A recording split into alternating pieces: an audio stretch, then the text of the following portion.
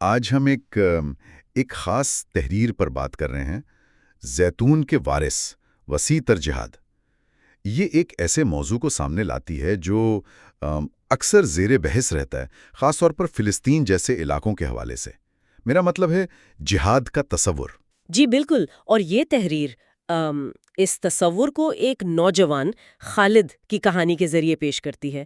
یہ ہمیں اس کی کچھ شاید کم سمجھی جانے والی جہتوں سے ملواتی ہے۔ کہانی کا آغاز کافی ڈراماٹک ہے۔ خالد نامی ایک نوجوان ہے، وہ اپنے پڑوسی کا زیتون کا باغ دیکھتا ہے جسے بلڈوزر تباہ کر رہا ہے۔ وہ درخت جو ظاہر ہے نسلوں کی محنت تھے۔ جی، اور اس منظر پر اس کا جو شدید غصہ اور بے بسی ہے وہ سمجھ میں آتی ہے۔ بالکل، اور اسی وقت اس کے دوست فوراً کہتے ہیں کہ چلو ہتھیار اٹھاؤ، یہی اصل جہاد ہے۔ ہاں، اور خالد کے دل میں بھی ویسی ہی آگ جل رہی ہوتی ہے، لیکن ایک بے چینی، ایک سوال اسے گاؤں کے بزرگ عالم شیخ یوسف کے پاس لے جاتا ہے۔ وہ پوچھتا ہے، ایک بنیادی سوال ہے کہ کیا بس ظلم سہتے رہنا ہے؟ کیا اپنے حق کے لیے اپنے دفاع میں لڑنا جہاد نہیں؟ صحیح، یہیں سے گفتگو کی اصل گہرائی شروع ہوتی ہے۔ شیخ یوسف کا کردار یہاں بہت اہم ہے۔ جی، وہ خالد کے غصے کو مسترد نہیں کرتے، نہیں، بلکہ اسے ایک بڑا کینوس دیتے ہیں۔ وہ سمجھاتے ہیں کہ دیکھو، جہاد صرف تلوار اٹھانے کا نام نہیں، ارے سب سے بڑا جہاد تو اپنے اندر ہے۔ اپنے اندر مطلب اپنی نا امیدی کے خلاف، اپنی نفرت کے خلاف، اپنی کمزوریوں کے خلاف لڑنا، یہ سب سے مشکل جہاد ہے۔ اچھا، تو یہ صرف میدان جنگ کی بات نہیں ہے؟ بالکل نہیں، روزمرہ زندگی میں اس کی کئی شکلیں ہیں۔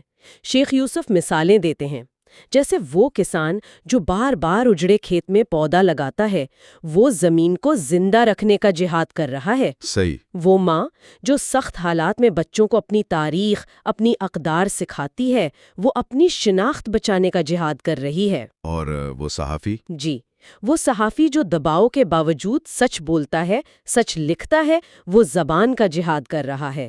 جہاد لسان، استاد کا علم پھیلانا بھی اسی میں شامل ہے۔ یہ سب استقامت یعنی ثابت قدمی کی شکلیں ہیں۔ یہ نکتہ تو میڈیا میں جو تصویر دکھائی جاتی ہے اس سے کافی مختلف ہے۔ وہاں تو اکثر بس ایک ہی پہلو نمایاں ہوتا ہے۔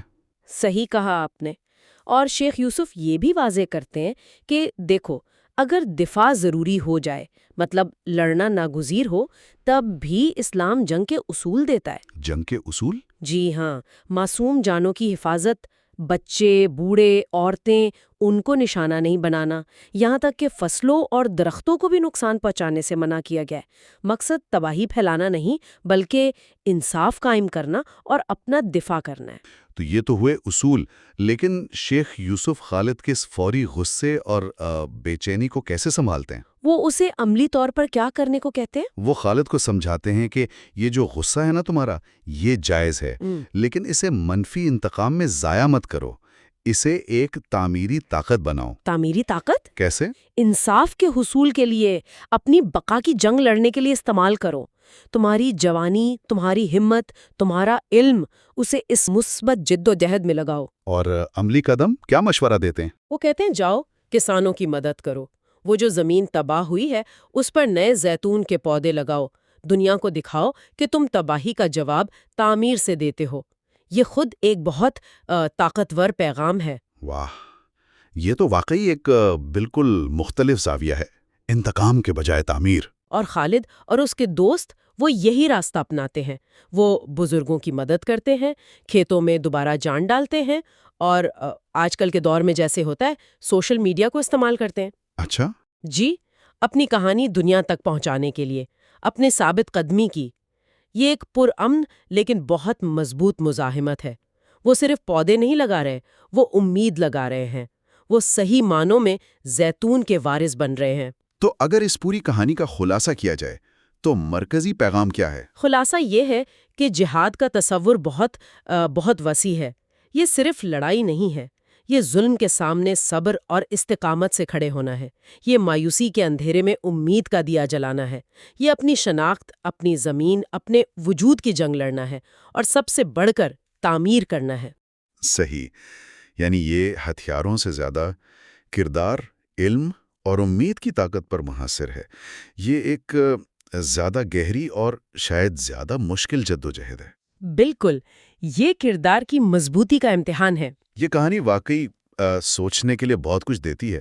خالد اور اس کے ساتھیوں نے تو مشکل حالات میں تعمیری مزاحمت کے لیے زیتون کے پودے لگانے کا راستہ چنا۔ لیکن یہ سوچنے کی بات ہے کہ اس تعمیری مزاحمت کی اور کیا شکلیں ہو سکتی ہیں، خاص طور پر اگر ہم اس کہانی کے مخصوص پس منظر سے ہٹ کر دیگر قسم کی مشکلات اور جدوجہد کے حالات کو دیکھیں۔ جی، یہ ایک اہم سوال ہے جس پر غور کیا جا سکتا ہے۔